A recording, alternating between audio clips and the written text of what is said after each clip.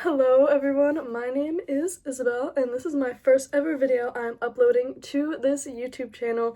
The reason why I am doing this is because a couple years ago I interviewed my grandfather for a school project, and I've always had in mind that I wanted to share this with the world because I just think his story is so amazing. My grandfather has never formally talked about his time in the war, so this is particularly special to me and my family because it's the only really record we have of him talking about it ever. I hope that other people find this as interesting as I do because I believe that people's stories are so different and unique, and just that I would love to share so many more with everyone. Enough from me. I hope you guys enjoy this video as much as I do, and I hope in the future I can make many more.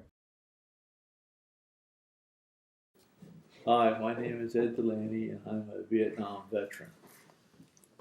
When and where were you born? I was born on 9/11/1946 in Camden, New Jersey. Were you drafted or did you enlist? Drafted September 1966. What was basic training like?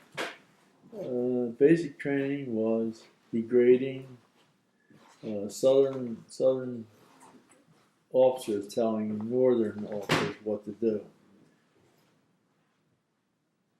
That didn't like it. How did you stay in touch with your family? It's by writing letters, but not about the war. Which war did you serve on? Vietnam War from 1967 to 1968. Where did you serve during this time in the war? Cu Chi, South Vietnam. Can you explain the battles you experienced? The Tet Offensive of 1968 was the Battle of Con Sa Air Base. And in that, the Viet Cong were attacking the civilians in the base and also the Army.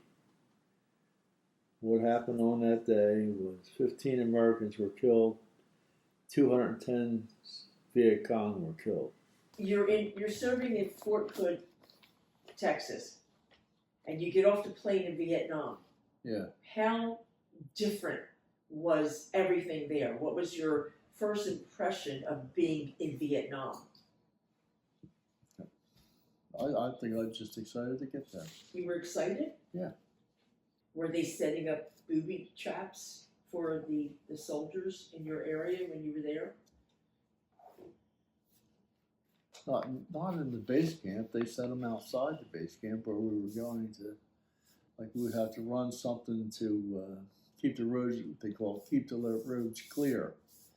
So then when you went down the road, you seen the little thing sticking up in the road. It could be a landmine. Sometimes it was, sometimes it wasn't. But then we busted what they call busting the road. You just drove, whether you hit a mine or not, you hit it to clear the road. So To clear the path for the other. So we did. So that's what I'm saying. And this one, this was one of the. That was one of the clearing the road. And what happened? That one of my tank commander got hurt real bad in that accident. In fact, 3 of them did. And that's why I realized now I was driving this tank because we always drove the lead. Is that how you clear the road with the tank? Well, sort of. If we're going to what they call open the road, just drive straight through, and if we hit a mine, we hit a mine. So then if you hit a mine, wouldn't the people blow up? Yeah, I hit a mine. Blew the whole track right off. The whole thing that's 52 tons, that tank, and it lifted the whole tank up. Fortunate for me, I did not have the escape hatch bottom. I didn't. They flipped the tank? Huh? They flipped the tank? Yeah. Yeah. It didn't flip. It raised it up in the air and just blew everything off the whole side of the tank. So then we had to go we were down for like 3 or 4 days putting this thing back together again. So basically, when he flipped the tank, if he would have had the escape, Oh, I know. he would not have gotten out. That's the only way he got out, because the tank flipped. Did they all die in the tank that day? Were you the only survivor? Yeah, I was the only survivor. The one guy, we found two of them, the guys, and one guy we never found. So I had to go up and try to identify these guys that were dead. And they had them covered, and I would go up there with the commanders and try to identify them. The only thing I know about this guy that we had, I remember his watch, and that's how I identified him, by his watch, because I couldn't identify him any other way. I mean, he was just blown apart. They didn't have, I don't even know if this is the right terminology, but minesweepers back then, where they go and sweep the land. They had them, but we didn't have them with us. Oh, you They were probably around Saigon. They too many. But there was always something going to be in the road when they knew you were coming. Mm-hmm. So how did you clear the road? Did they use the gun, the artillery on the tank to clear the road? They went up. They would see what they did. They went up there. They seen something up there.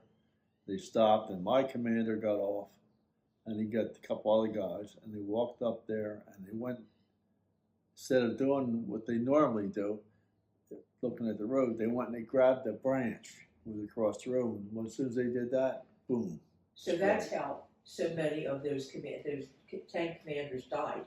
They got out of the tank and were using the branches. No, they got they died because they got shot. Okay. You had snipers all up in here too. So what they would do when that would happen, everybody's confused now what's going on. The snipers would start shooting you. And we had to wait for the commander to say, let us open fire. We always had to wait till we got hit. So you never did you didn't shoot the tank unless your commander told you to. Oh, right. You never shot first, basically. Well, we did. But I'm just saying, you had. No, but really you had to wait until You had to wait for the commander to give the command to do it. So when we found out he got shot, we didn't have to wait no more. Communication, somebody Right. said Charlie 6 is down. And when they say that, that means he's been wounded. Well, we can't wait for him to wake up. It's free So, for all. the other commanders, the tank commanders took it upon himself, opened fire. Right.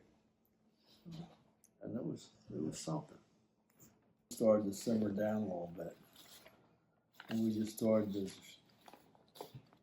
going back and forth and keeping the roads clear and fighting every day. And then it rained. It would rain 4 or 5 months continually, every day, all day long. And so you just made the best of it. And that's what we did. Yeah, we did find some moments. We came back from some of the firefights to sit around, drink, and play cards, and maybe smoke a little grass. Get ready for the next day. What's the last mission you served before you were discharged? What number was that? 11. Oh, the last mission was my tank was blown up on February 28, 1968. I was the only survivor.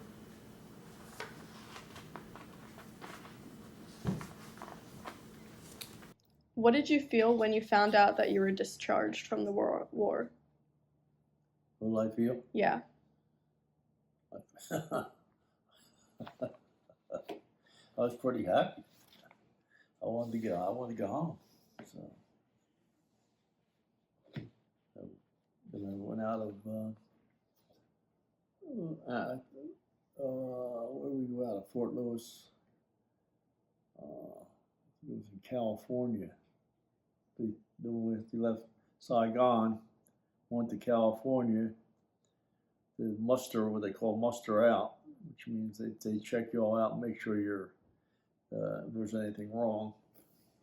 And if they did, they would ask you to stay. Well, they asked me to stay, and I said, no, I'm not staying. And I went home. Who greeted you at the airport when you got home? When we got home, there was no people. There was nobody there at the airport to greet anybody. And even during as you've seen on television, just seeing all the protesters and what's going on in the colleges and stuff like that. So there basically was like you weren't even there. How did you feel when you got home and they were protesting the war that you've been fighting for? I wasn't happy about it, but I wasn't a big television watcher back then anyway. So what you heard in the news was it, and I didn't watch it every day. Did your family know when you were going home? Did they know? No. Do you remember what the first thing you did when you got home was? Well, I got a cab and I walked down about 10 blocks to my mother's house, and then they were all excited. I said, and even they realized I had come in the door. And my father he was up the bar. So I went up the bar to see him. And we had a drink and that was it. So no, even when you got back to your family, there was no like fanfare, party, anything like that? Oh yeah, we had a little party the next day or that night. I forget what it was. Everybody found out I was home, so they all came to my mother's house. And we had a party. And then everybody went back about their way. What awards and medals have you received, and how did you receive them? Okay.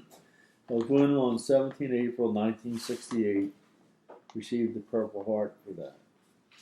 A Silver Star for the Battle of Tonson Air Base, and also a Bronze Star.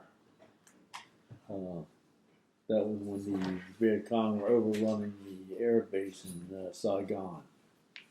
How did your service and experiences affect your life? Well, let me put it this way. That I served so not only my sons wouldn't have to serve, or my brothers wouldn't have to serve in Vietnam, but one of them did. And he got out okay. So that was a plus. But affected my life, I really don't know. I don't know how it affected my life. Only that I think it just made me a better person than what I was. Is there anything you would like to add that we haven't covered in the interview? He did a good job, Birdwell. The guy that wrote this book, his name was Edward Birdwell. And I got him into the tanks through my sergeant because he was a radio man. And it just seemed all of a sudden he got in there and he was going to take credit for himself and nobody else. Were you friends with him during your time in the war? Yeah. He's a good friend of mine, let's put it that way. And when our tank commander got killed, they made him the tank commander. I was the driver. I was a tank driver. And if you noticed in the cover of this book, this tank here, I was driving that tank at that time when that explosion went off. Because my tank commander got hurt that day in that explosion. So they shipped him back to the United States. And then I went on to be a driver for another tank commander who they put in charge, who also got blown up. And then they got another tank commander, and he got shot. So it wasn't a good, good spot. And I was tank commander for about 3 weeks until they received some more sergeants from the United States to take over.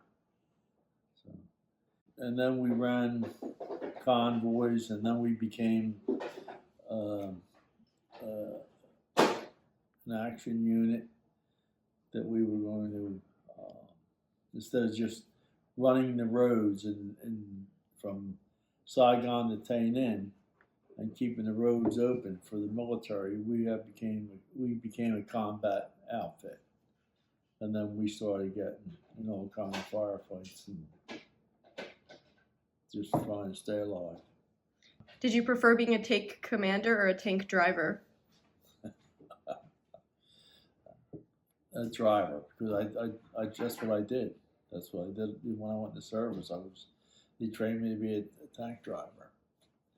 Tank commander was okay, as long as you didn't get shot. But I didn't mind it. Why don't you ever discuss the war?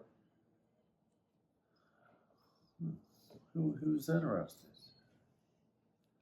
Nobody was interested in the war. Why would you discuss it? I mean, Well, is that it's how just you what I felt said. when you got home, that nobody cared that you had spent time and served there? It was, No. you didn't feel like anybody appreciated what you did? I didn't even think about it. What I did is what I did. I mean, I wasn't looking for any accolades.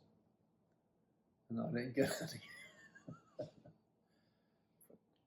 It's just, there's just so many things that you just can't remember that from day to day. Or you don't want to remember? No, I didn't let it linger on with me. I just came home and said that, I left it all there. And that's how you have to do it. You don't have committed suicide, all these guys. How do you feel when people who have served in Vietnam, they have all this excess baggage they can't shake off, that they feel that they're reliving it all the time? You didn't have any kind of experiences like that? No. Do you ever have any kind of nightmares to that effect? Well, I did when I first came home. I did, yeah. Just one time. You've never experienced any kind of nightmares in this day and age, any kind of PTSD? Yeah. But what? You just don't dwell on it? No, if I wouldn't be here. I'd be nuts. You can't think about it. It's just forget about it. It was there and it was done. And if you got a medal, that was nice. But if you didn't get one, which a lot of guys didn't, because maybe they weren't alive.